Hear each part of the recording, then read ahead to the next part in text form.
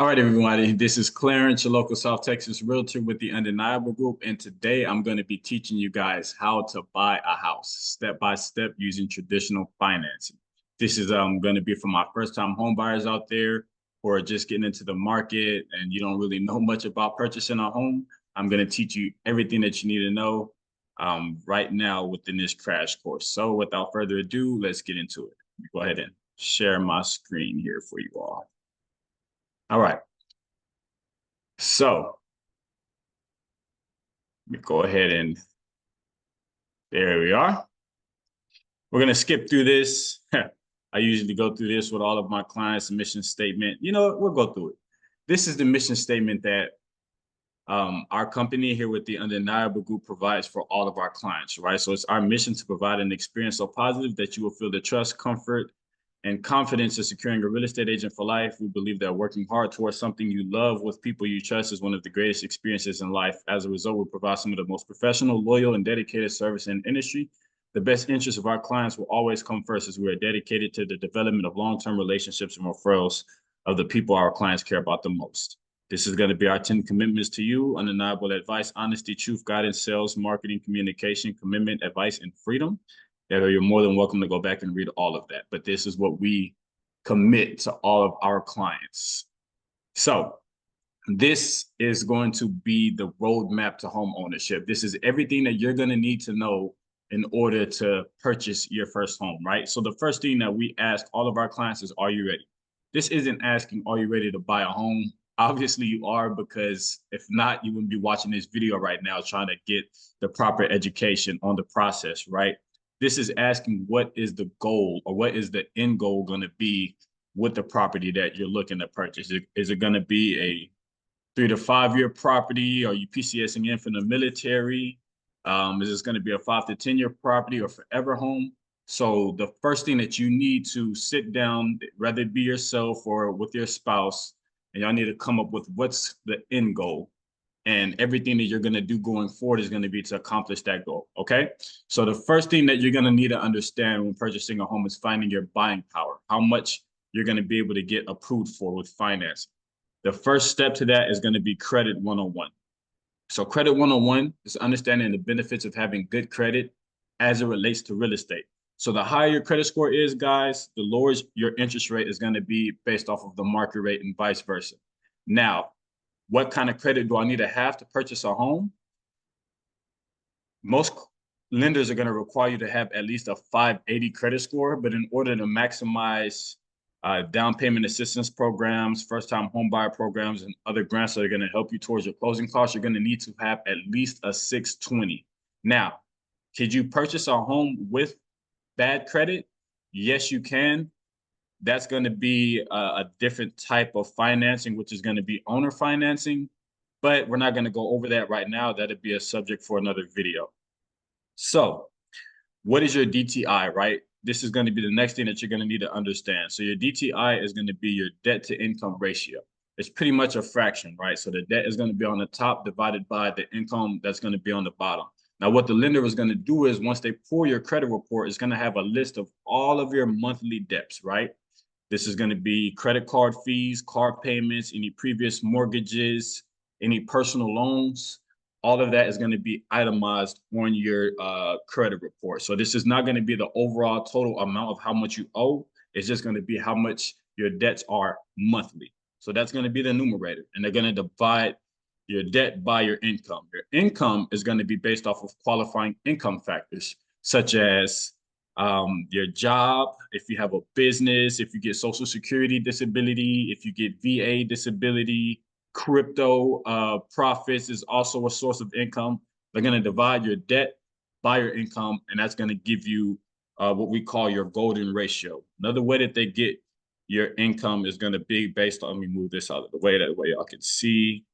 Another way that they gather your income is going to be based off of qualifying income factors, or actually gathering your 4.2s. It's going to be your last 2 paycheck stubs, your last 2 bank statements, your last 2 W-2s, and your last 2 tax returns.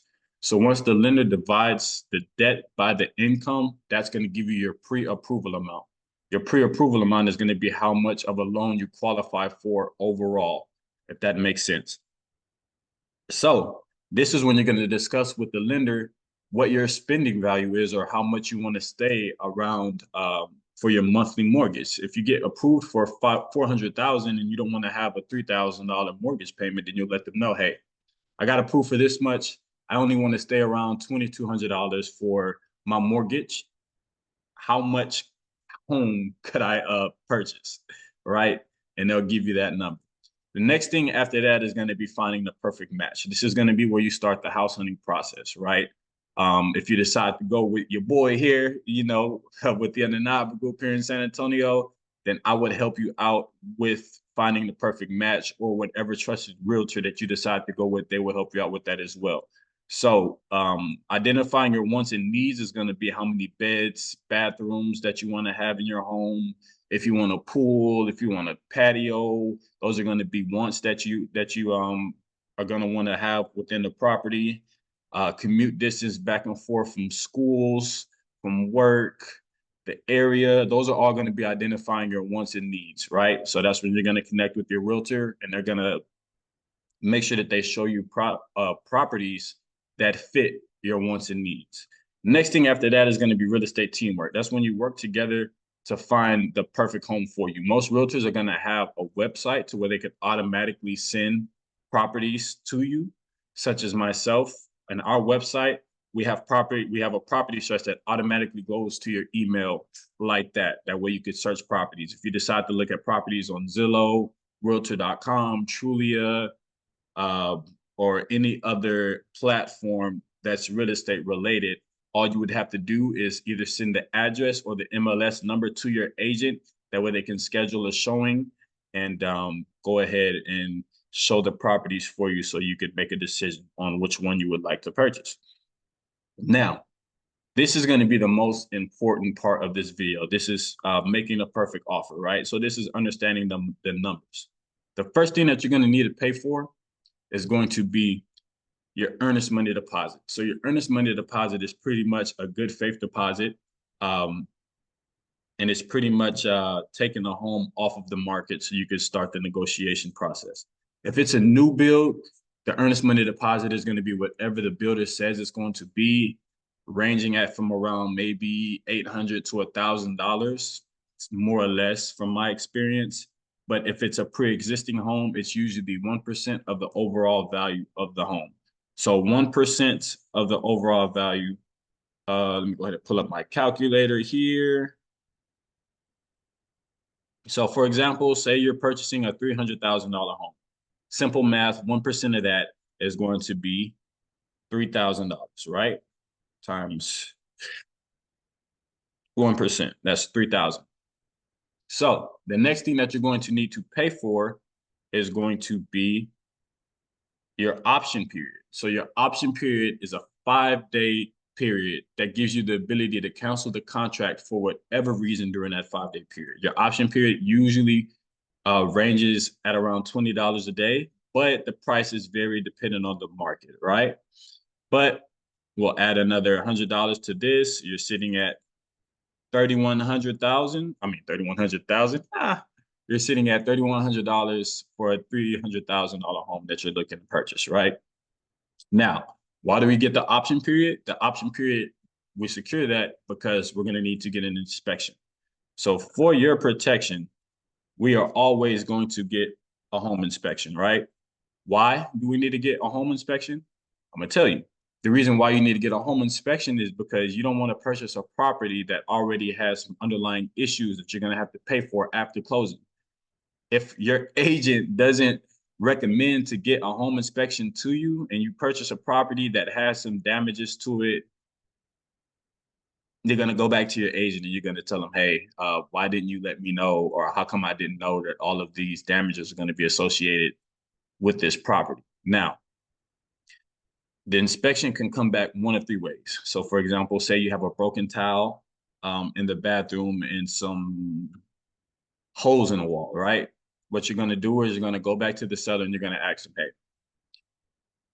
these issues are associated with this property, and they're going to tell you one of three things. They're either going to say, yes, we'll fix it, no, we won't fix it, or No, we won't fix it, but we'll give you money towards closing costs, which is our favorite because we've literally helped general contractors get contracted on properties, and they got money to fix issues within a property that they fixed for and profited on the money that was given to them from the sellers, right?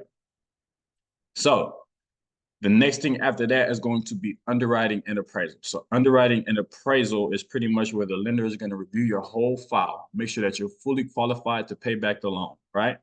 And appraisals can come back one of three ways as well. It can come back that the property meets value. Actually, let me backtrack a little bit. I almost forgot. Your inspection is going to be around maybe $300 to maybe $400. So we're at $3,100. If you add $300 to that, roughly, you're going to be sitting at around $3,400, which you're going to have to come out of pocket for your initial fees, right? So underwriting and appraisal, like I said, appraisals can come back one of three ways. It could come back that the property meets value. If you offer $300K on the property and it's the appraisal comes back that it's worth $300K, that means that it meets value. It could come back that it's below value. Offer $300,000, the property only appraised at $280,000. You're gonna have to go back to the seller and let them know, hey, could you bring the price down a little bit? That way you're not purchasing a home that automatically has negative equity. Nobody wants to do that. We're not in the business to have our clients lose out on money. We're in the business to have them to constantly build equity over time. And the third option is it comes back that it's above value. So if you offer $300,000, it's worth $350. You automatically have $50,000 in equity on a property. And who doesn't want to live first day as soon as they get their keys with $50K worth of equity in the property? You'll be coming to your agent and, you know, worshiped in the ground that they walk, like, hey, we love you. We're going to refer everybody to you. So after that is going to be your final walkthrough, is what we call a blue tape walkthrough. All of the issues that we pointed out to be fixed back during the inspection period, we make sure that they are fixed. If there were any new, and make sure that there weren't any new damages that were accrued when they were fixing the old ones. Any little nicks and crannies that you don't like, we'll put a piece of blue tape by it. And make sure that all of those nicks and crannies are fixed before we close, right? So closing, what should you expect during closing? Pretty much closing is going to be held at a title company, going to give you a stack of documents about this thick associated with the property, all of the HOAs, everything that you need to know are going to be in your closing disclosures that you'll get 3 days before you close on your property. And once all of the paperwork is filled out and is fully funded, you will get your keys and live happily ever after, or until you move into your next home or PCS out if you're military, whatever the case may be. So again, my name is Clarence Lee, your local South Texas realtor with the Undeniable Group, guys. And I hope that this video was completely edifying for you. And if you have any questions, comments, or concerns about the process, please feel free to reach out. I am definitely more than willing to hop on a personalized Zoom call with you to go over the process and answer any questions that you have. So without further ado, thank you guys, and we'll see you on the next video. Have a blessing.